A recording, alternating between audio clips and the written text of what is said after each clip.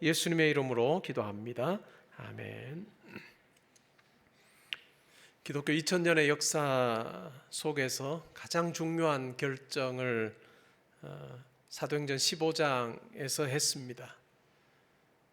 우리가 사도행전을 읽을 때 초대교회가 어떻게 형성되었던가, 그리고 예수 믿지 않는 사람들이 어떻게 예수를 믿게 되었는가라고 하는 부분을 우리가 찾아볼 수 있습니다. 그러면서 예수 믿는다는 것이 어떤 것을 통해서 가능했던가라고 하는 부분에 대해서 우리가 계속해서 살펴보고 있습니다. 예루살렘에서 회의를 가지게 되었던 이유가 있었습니다. 수리아 안디옥에 이방인 교회가 세워졌습니다. 그리고 바울과 바나바가 1차 전도 여행을 마치고 그곳에 와서 지내고 있습니다. 근데 예루살렘에서 온 어떤 사람들이 안디옥에 내려와서 이방인 성도들을 향해서 이렇게 이야기합니다. 당신들은 예수 믿는 것만으로는 구원 백성 될 수 없다.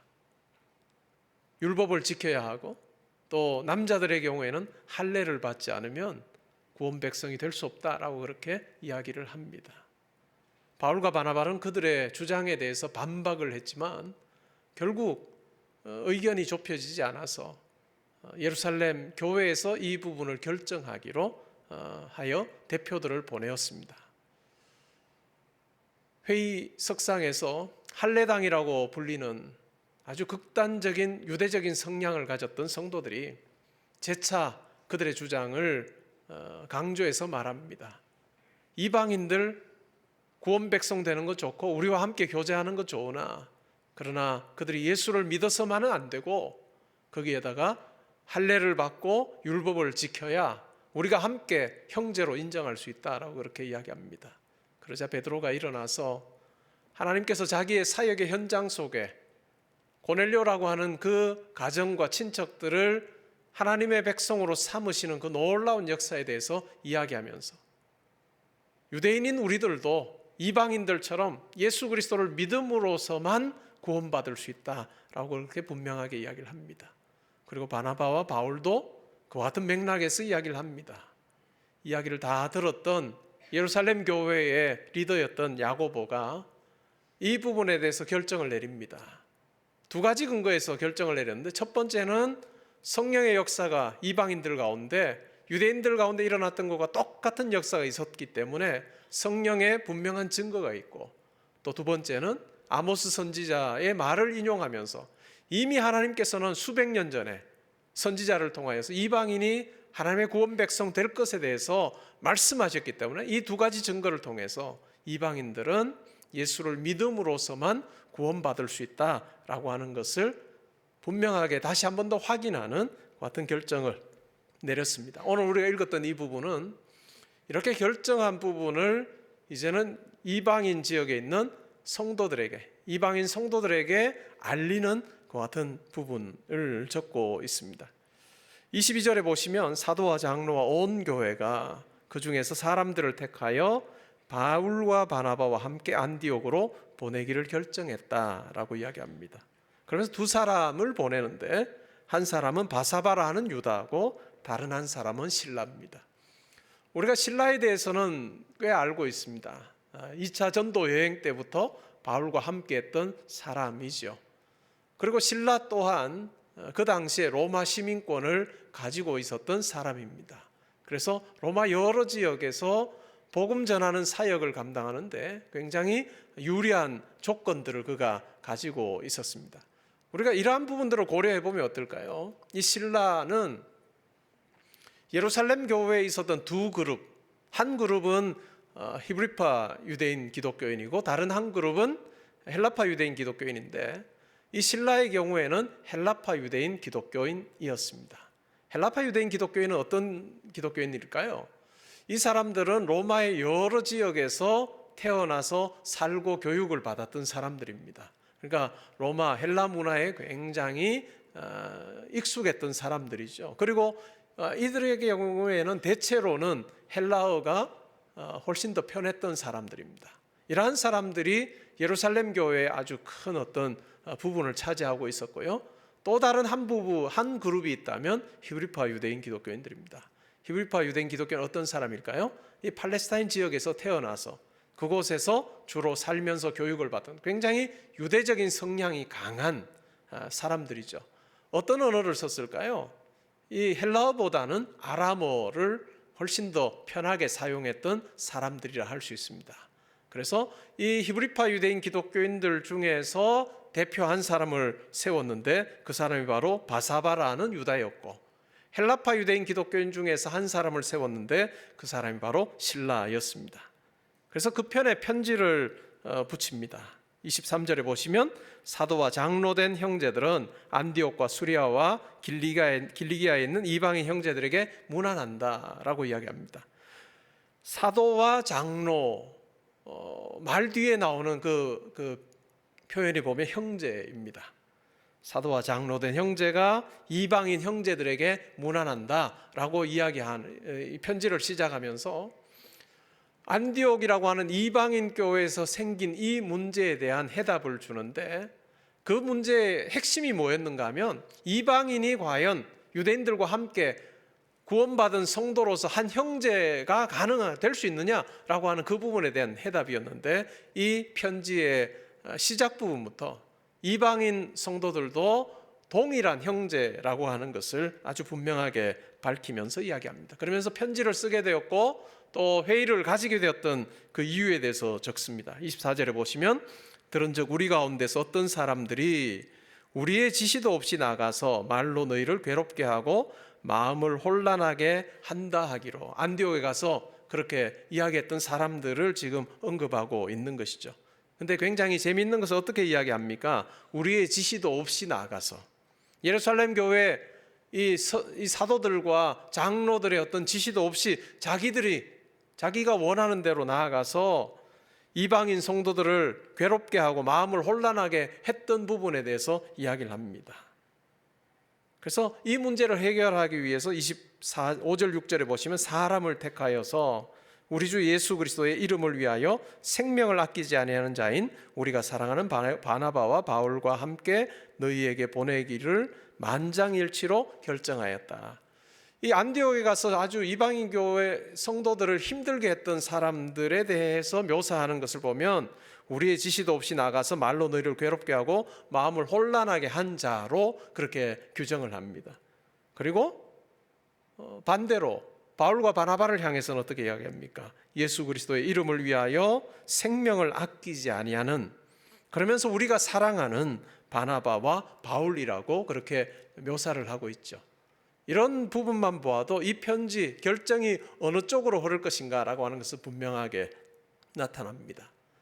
이방인 구원 백성 되기 위해서는 예수 믿을 뿐만 아니라 할례를 받고 율법 지켜야 된다라고 하는 그 극단적인 유대적인 성향을 가진 사람들의 입장을 옹호하지 아니하고 오직 예수를 믿기만 하면 이방인도 구원 백성 될 수 있다라고 하는 바울과 바나바의 입장을 따라서 결정했다라고 하는 것을 분명하게 이야기합니다.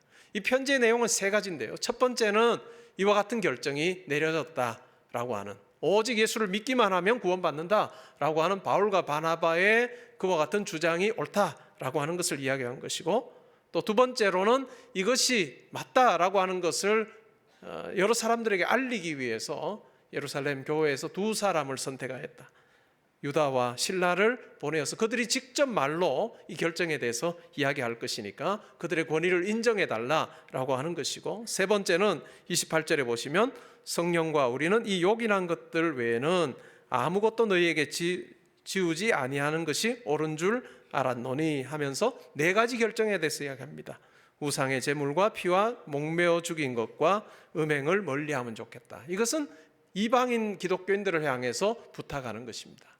이방인 기독교인들이 유대인 기독교인들과 함께 식탁교제도 하고 함께 형제로 어울리기 위해서는 이방인의 습성에 익숙했던 이와 같은, 유대인들이 보기에는 굉장히 혐오스러운 이와 같은 네 가지, 우상의 제물과 피와 목매어 죽인 것과 음행을 멀리하는 것을 통해서 하나 되는데 도와주면 좋겠다, 협력하면 좋겠다라고 하는 것을 이야기하고 있습니다. 그러면 이와 같은 이 세 가지 결정을 해서 유다와 실라 편에 보내었습니다. 그러면 이 29절에 나오는 이 네 가지는 어느 때나 적용이 되는 굉장히 본질적인 것이었을까요? 우상의 제물. 이방인 기독교인들을 향해서 우상에게 드려진 그 음식, 제물은 먹지 않으면 좋겠다, 이렇게 예루살렘 교회 지도자들이 결정을 하고 당부를 했습니다. 부탁을 했습니다. 그런데 어떨까요? 이것이 바울의 사역에서도 계속해서 적용이 될까요? 그렇진 않아요. 고린도 전서 8장을 보면 어떨까요? 고린도 교회 안에 문제가 생겼는데요, 논쟁이 일어나게 됐는데 그 핵심이 뭘까요? 우상에게 바쳐진 이 제물을 먹어도 되느냐 아니면 안 되느냐라고 하는 것으로 논쟁이 벌어졌습니다. 그때 어떤 사람들은 이렇게 이야기해요. 우상 없는데, 우상이라는 존재 자체가 없으니까 우상에 바쳐진 제물이라 할지라도 별로 다를 것 없다, 그래서 그리끼지 않고 먹을 수 있으면 먹어도 돼 라고 주장하는 사람들이 있었고, 또 어떤 사람들은 아니야, 우상에게 바쳐진 이 제물, 음식은 먹지 말아야 돼, 고기는 먹지 말아야 돼 라고 하는 그와 같은 입장을 가진 사람들도 있습니다. 그런데 결국 바울이 어떻게 결정할까요? 우상에게 바쳐진 음식도 자유롭게 먹을 수 있다, 자유롭게 먹을 수 있으나, 그러나 혹시 그렇게 자유를 가지고 먹는 사람을 보고 어떤 옆에 있는 성도가 걸려 넘어지는 일이, 마음이 불편해지고 걸려 넘어지는 일이 있다면 그 연약한 성도를 위해서 자기의 자유를 절제할 줄 알아야 된다, 이렇게 바울이 권면을 합니다. 그러니까 이 네 가지는 뭘까요? 이 네 가지는 오직 예수를 믿음으로서만 구원받는다 플러스 이 네 가지를 지켜야 구원받는다가 아니고, 오직 예수를 믿음으로서만 구원받는 이 구원의 어떤 길은 확정된 것이고, 그러나 이 네 가지는 형편에 따라서, 특별히 유대인과 이방인이 함께 어울려서 살아야 되는 그 교회에서는 굉장히 중요한, 서로를 위해서 지키면 좋겠다라고 하는 아디아포라, 해도 되고 하지 않아도 되는 비본질적인 것으로 소개되고, 그리고 바울의 사역의 현장에서 대부분이 이방인으로 구성되어 있는 그 이방인 교회에서는 사실은 이 문제는 그렇게 예민하게 다루어지지 않습니다.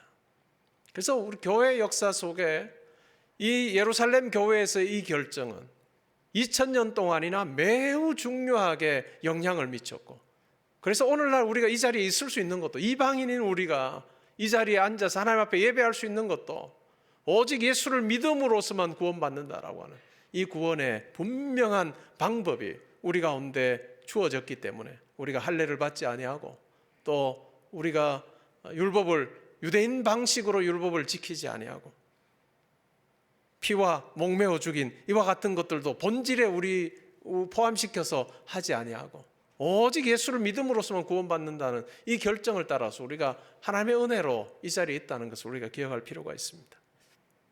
오늘날도 어떤 성도님들의 경우는 그렇죠.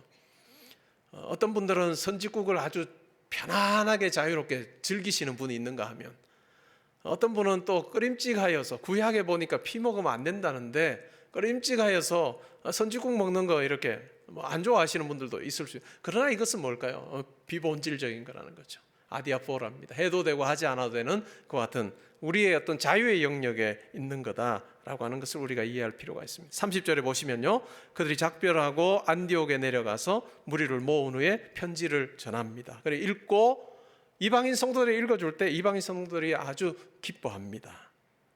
32절에 보시면 유다와 실라도 선지자라 여러 말로 형제를 권면하여 굳게 합니다. 그리고 자기들의 사명을 다하고 어떻게 할까요? 이제 떠납니다. 얼마 있다가 평안히 가라는 전송을 형제들에게 받고 자기를 보내던 자들, 누굴까요? 예루살렘 교회 지도자들입니다. 그들에게로 돌아갑니다. 34절에 보시면 없음이 나와요. 34절에 보면 없음인데, 여러분 성경의 아랫부분으로 가면 어떻게 되어 있습니까?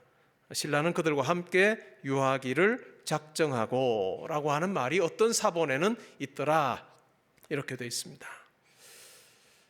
35절 먼저 보시면 바울과 바나바는 안디옥에서 유하여 수다한 다른 사람들과 함께 주의 말씀을 가르치며 전파했다, 이렇게 나옵니다. 신앙생활을 이제 막 시작한 성도가 성경을 읽기로 마음에 결심을 하고 성경을 쭉 읽어 내려갑니다. 근데 어떤 경우를 보니까 졸업씀 이렇게 돼 있어요. 졸업씀. 그래서 신앙생활을 오래 한 성도님에게 묻습니다. 박 집사님, 이 졸업씀이 뭐예요? 답할 말을 알지 못하는 박 집사님께서 신앙생활은 그런 거 신경 쓰면 안 돼.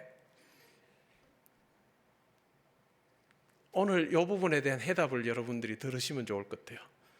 그래서 누가 묻거든 답해야 될 말을 여러분들이 오늘 좀 배우시면 좋겠습니다. 한번 해보실랍니까? 예. 절없음에 대한 부분은 제가 이렇게 설명을 드리면 좋겠는데요. 이것은 사본과 관계된 내용입니다. 헬라어 성경 원본은 없습니다. 그러니까 바울이 썼던 그 편지 원본은 없습니다. 바울이 쓴 편지를 누군가 계속해서 이제 필사하는, 베끼는 작업을 했습니다. 그것을 우리가 사본이라고 합니다. 9세기까지 헬라어는 대문자만 있었습니다. 그리고 9세기 이후에 소문자가 생기죠. 그러니까 사본들의 경우에는 대문자 사본이 매우 가치가 있습니다. 왜냐하면 뭐 몇백 년 지나서 만들어진 사본은 가치가 원본보다는 가치가 훨씬 더 원본과 비교하면 많이 이렇게 달라졌을 가능성이 크죠. 처음으로 헬라어 성경을 만들었던 사람이 여러분들이 잘 알고 있는 에라스무스라고 하는 사람입니다. 에라스무스요. 인문학자 에라스무스입니다. 16세기 초반에 바젤에 있는 한 인쇄업자의 요청을 받아서 헬라어 성경을 그가 만들었습니다. 무엇을 참고로 했느냐 하면 바젤 대학의 도서관에 있는 헬라어 사본을 토대로 해서 헬라어 성경을 그가 만들었습니다. 근데 중요한 것은 뭐냐면 이 에라스무스가 참고했던 헬라어 사본이 어떤 거냐라고 하는 거예요. 주로 소문자 사본인데 이제 더 길게 하면 여호와의 신이 수면이 운행할 것 같은데 제가 빨리 끝내겠습니다. 사본이 어느 지역에서 기록되었느냐라고 하는 것이 매우 중요합니다. 그래서 세 가지로 나누는데요. 첫 번째는 알렉산드리아 본문 유형이라고 하는 사본이 있습니다. 그러니까 알렉산드리아 지역에서 만들어진 사본을 보니까 원문을 우리가 생각하는 대로 원문이라고 하는 그것을 그대로 있는 대로 베낀 거예요. 그러면 사본의 가치가 있을까요, 없을까요? 아주 크죠. 그래서 알렉산드리아 본문 유형이라고 하는 그 사본은 가치가 매우 있는 사본입니다. 두 번째는요, 로마를 중심으로 해서 만들어졌던 서방 본문 유형이라고 하는 사본이에요. 이 서방 본문 유형이라고 하는 이 사본은 필사를 하던 사람이 이게 잘 안 돼요. 이해가 안 되는 부분도 있을 거 아니에요. 자기가 뺏겨서 적다 보면 필사하다 보면 이해가 안 되는 부분이 나오면 어떻게 했을까요? 설명을 한 거예요. 자기 말로 막 넣어서 설명을 한 사본이 이 서방 본문 유형의 사본입니다. 그리고 세 번째가 비잔틴 본문 유형의 사본인데 콘스탄티노플 중심으로 해서 만들어진 사본인데 이 사본은 어떤 특성이 있느냐면 필사했던 사람들이 어려운 본문이 나오면 자기가 고쳐요. 더 쉽게 고치기도 하고 또 매끄럽게 이렇게 고치는 그런 측면에서 보면 뭘까요? 사본, 이 원문과는 상당히 많이 달라졌을 가능성이 큰 사본이 바로 이 비잔틴 본문 유형입니다. 근데 에라스무스가 최초로 이 헬라어 성경을 만들 때 어떤 사본에 근거해서 만들었냐면 비잔틴 본문 유형의 사본입니다. 그 말은 건 뭘까요? 훼손하고 많이 바꾼 사본이라는 거죠. 그렇게 해서 헬라어 성경이 만들어지고 이후에 몇 판을 더 찍어냈고 이 성경에 근거해서 1611년에 여러분들이 잘 아는 킹 제임스 성경이 영어로 번역이 됩니다. 킹 제임스 영어 성경에는 뭐가 있을까요? 이 34절이 본문에 들어가 있습니다. 그 말은 곧 뭘까요? 이 비잔틴 본문 유형의 사본에는 이 절이 들어가 있는 거죠. 근데 한 250년, 300년 지나고 나서 신약을 연구하던 많은 학자들이 여러 사본들을 발견하게 됐는데 알렉산드리아 본문 유형의 사본들, 그러니까 훨씬 더 이른 시기에 대문자 사본들을 발견하게 되었습니다. 근데 그 대문자 사본을 보니까 어떨까요? 이 34절이 없어요. 그래서 원문에 더 가깝다고 생각되는 그 사본에 이 34절이 없기 때문에 절없음이라고 그렇게 표시를 하고 있습니다.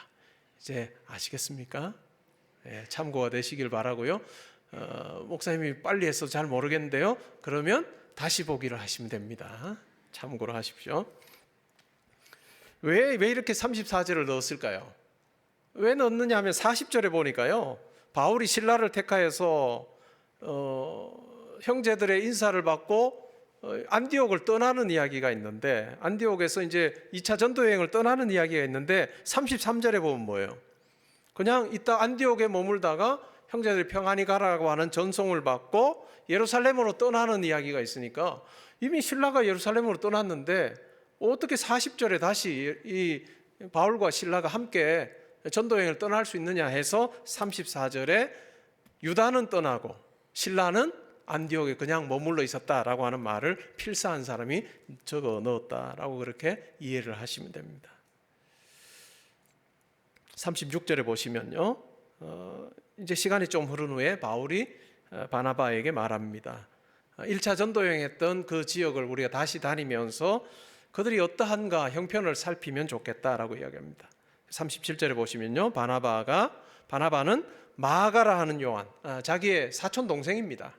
이 마가라 하는 요한을 데리고 가자 이렇게 이야기해요. 근데 38절에 보시면 어떻게 합니까?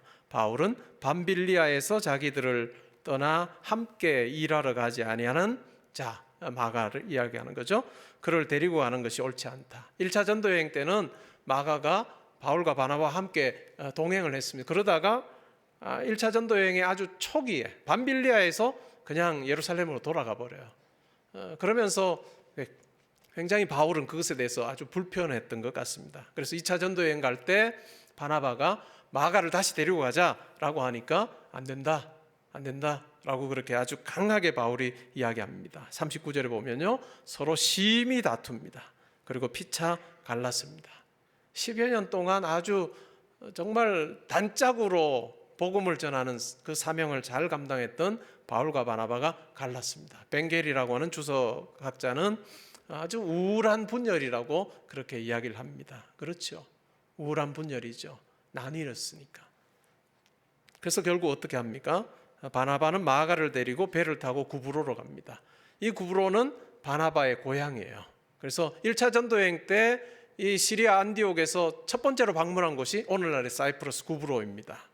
그런데 바나바는 마가를 데리고 구브로로 가고요, 바울은 신라를 택하여서 내륙으로 위쪽으로 가서 자기가 복음을 전했던 그 지역들을 방문하는 그 두 번째 선교 여행을 떠납니다. 우울한 분열이었지만 두 개의 선교팀이 이제는 형성이 되었고, 그래서 하나님께서 맡기신 그 소명 따라서 이 두 선교팀은 열심을 냅니다. 결국 어떻게 되었을까요? 이 마가에 대해서 탐탁지 않게 생각했던 이 바울이 시간이 한참 흐른 후에는 마가가 그 과정에서 많이 성숙했습니다. 베드로의 통역관이 되기도 하고 또 바나바를 도와서 선교 사역을 잘 감당했습니다. 그래서 결국 어떻게 되었을까요? 바울에게도 매우 중요한 사람으로, 동역자로 이 바나바가 인정을 받습니다. 그리고 이 바울과 바나바 사이에도 화해가 있어서 바울이 바나바에 대해서 언급을 할 때도 굉장히 존경하는 마음을 담아서 그렇게 이야기하는 내용들을 우리가 찾아볼 수가 있습니다. 그런데 우리가 궁금하죠. 서로 심히 다퉜는데 누가 더 까칠했을 것 같아요? 바나바일 것 같아요? 아니면 바울일 것 같아요? 바울이 조금 더 까칠할 것 같지 않아요? 성격적으로는. 바나바는 좀 더 푸근한 것 같아요. 연약한 사람 보면 그냥 지나가지 못하는. 바울은 뭘까요? 자기 일도 못하고 칠칠지 못하게 앞으로 보고 직진해야지 라고 하고 그냥 가는 스타일이 바울입니다. 근데 하나님께서는 바울의 기질을 사용해서 로마 여러 지역의 이방인들에게 복음을 전하는 그 일을 감당하게 하셨습니다. 그리고 바나바를 통해서는 어떨까요? 바나바를 통해서는 또 연약한 자들을 세우는 그 일들을 감당하게 하셨습니다. 예수를 믿으면 기질이 바뀔까요? 예수를 믿으면 성격이 바뀔까요? 예수를 믿어도 성격은 어지간하면 바뀝니다. 예수 믿어도 성격 안 바뀝니다. 자기 성격대로 예수 믿는 거죠. 근데 우리가 함께 공동체로 교회를 이루어서 신앙생활 하다 보면 기질이 다른 사람을 보면서 때로는 열등감에 빠질 수도 있고 때로는 불편함을 느낄 수도 있는데 각자 자기 기질대로 섬기는 것이 중요합니다. 신앙생활도 각자 자기 기질대로 성화의 과정 속에서 하나님을 섬기는데 내 기질을 사용하는 것이 매우 중요하죠. 이전에까지 예수 믿기 전까지는 뭘까요? 하나님 없이 그냥 죄의 권세 아래서 내 기질을 사용했다면 예수를 믿은 후에는 하나님께서 주신 기질이에요. 그 성격을 하나님의 일을 위해서 사용하는 자로 사는 것이 매우 중요합니다. 그러니까 어떤 일에 굉장히 염려하고 걱정 많이 하시는 분이 물론 예수를 믿고 나서 조금 덜 할 수도 있으나 여전히 염려 걱정합니다. 그렇죠? 스타일이 다 달라요. 어떤 경우에 예를 들면 그렇죠. 누가 어떤 약속을 해요. 어떤 스타일은 약속을 하고 뭐 한 달 뒤에 약속을 해놓으면 그 사이에 특별히 재차 확인하지 않아도 그 시간에 거기 가서 만나는 사람이 있고, 또 어떤 사람은 뭘까요? 그 사이에 수도 없이 확인하면 당일날도 확인하고 가면서도 오고 있지 확인하고 그래서 만나는 스타일. 뭐가 좋다 나쁘다 말할 수 없으나 각자 스타일이 다 다르죠. 저는 앞쪽입니다. 한 달 전에 어디서 봐요 하면 별로 당일날도 이야기 안 하고 그냥 그 자리에서 그 사람 보는 스타일인데요. 뭐 각자 기질대로 사는 거죠. 하나님 앞에 쓰임 받는 것이죠. 교회 안에서도 마찬가지 아니겠습니까? 교회 안에서도 하나님께서 여러분들에게 주신 그 달란트를, 그 기질을 하나님을 위해서 사용하면 좋겠다. 그러니까 자기가 자기를 잘 아는 것이 매우 중요합니다. 그리고 내가 가진 기질을 하나님을 위해서 강점으로 사용하기 원한다는 그 마음 가지고 섬기면 좋을 것 같아요. 오늘 우리가 임명장 받으셨는데 가장 중요한 것은요, 임명장을 받아 들으시고 내가 교회를 위해서 이제 내가 전심전력하겠습니다 라고 하시면 저는 아주 불안합니다. 전심전력 하지 마세요. 여러분들이 정말 쏟아부어야 될 자리는 어딜까요? 어느 누구도 대신해 줄 수 없는 여러분의 가정입니다. 그렇죠? 어느 누구도 대신해 줄 수 없는 여러분의 직장이에요. 거기에서 최선을 다하시고 하나님 앞에서 하나님께 주신 시간과 재능과 여러 가지 것들을 잘 균형 있게 사용하시고, 또 하나님께서 여러분들에게 이 직분 맡겨주셨으니 교회를 위해서도 일정 시간을 내고 또한 여러 가지 것들을 잘 분배하여서 여러분의 가정과 일터가 그리고 우리 교회가 여러분들의 수고를 통해 아주 아름답게 든든하게 세워지는 그와 같은 올 한 해가 되면 좋겠습니다. 그리고 섬기실 때 다른 사람하고 비교하지 말고 내가 가지고 있는 그 기질을 따라서 하나님 제가 잘 섬기겠습니다 하는 그 마음으로 섬기시면 좋겠습니다. 우리 교회는 자기 맡으신 부분 자기가 신경 쓰면 됩니다. 우리 교회는 다른 사람 뭐 하나 이런데 신경 쓰는 분들 별로 없거든요. 그리고 그것이 별로 유익이 되지 않아요. 내가 맡은 거 내가 잘하면 된다. 각자 그 마음으로 그렇게 우리가 교회를 섬겨서 지금까지도 평안했던 우리 교회, 또 주님의 기쁨이 되었던 우리 교회, 올 한 해 여러분의 한 분 한 분의 귀한 섬김을 통해서 더 아름답게 세워지는 은혜가 있고, 여러분의 가정과 또 일터와 여러분의 모든 만남이 주 안에서 평강으로 가득하게 되는 은혜가 있기를 주님의 이름으로 축복합니다. 제가 한번 기도하겠습니다. 하나님 아버지 감사합니다. 예수 그리스도를 믿기만 하면